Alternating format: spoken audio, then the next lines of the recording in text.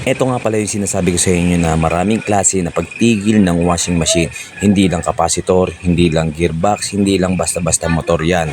Kung mapapansin nyo, alog na yung kanyang bushing.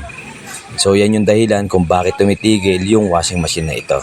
At ito rin yung dahilan kung bakit tumitigil yung mundo nyo. Kasi nga, natigil yung paglalaban nyo. So paano? Tuloy-tuloy lang sa panonood para makita nyo kung paano ko palitan itong bushing na ito. At kung nakikita nyo nga, ayan yung bushing na ipapalit natin. Ang sukat nga pala niyan ay 10mm. Yan yung ipapalit natin doon sa luma na maalog na. Dito ay hindi ko na naipakita kung paano ko binaklas yung motor. Madali lang naman yan. Kayo nang bahala, diskartehan nyo na lang. So ayan, nakita nyo, ayan yung kanyang shafting at ayan yung bago. Sinubukan natin ipasok at nakita nyo naman fit na fit siya.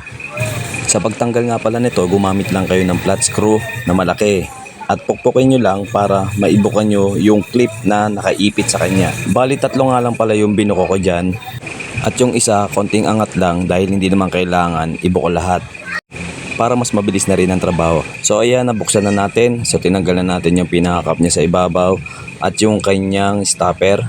At syempre, yung kanyang bushing na sira. So syempre, ano pang hihintayin natin? Ipalit na natin ang bagong bushing. Syempre, huwag niyong kakalimutan lagyan ng langis yung kanyang foam para laging fresh ang kanyang bushing, hindi mag-init ng gusto. At yan, ibabalik na natin yung mga tinanggal natin. So kung paano nyo tinanggal, ganun lang din ibalik. Kaya nga sabi ko sa inyo kanina, tatlo lang yung binuka ko, yung isa hindi masyado dahil para madali lang siyang ibalik. So ayan, ibalik na natin ng maayos, ano.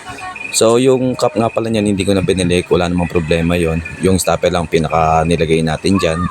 So wala namang magiging problema yan. At ayan, kung mapapansin nyo, malayong malayo na siya sa itsura kumpara dun sa kanina na sobrang alog. So ayan, kung mapapansin nyo, fitted na siya, wala na siyang alog. So kahit galawin ko siya, wala na talaga. At yun, ganun nga lang din naman talaga kadali magpalit ng bushing. So kung nagustuhan nyo nga tong video na to, huwag nyo naman kalimutan mag-like and share, follow para lagi nga kayong updated sa ating mga videos.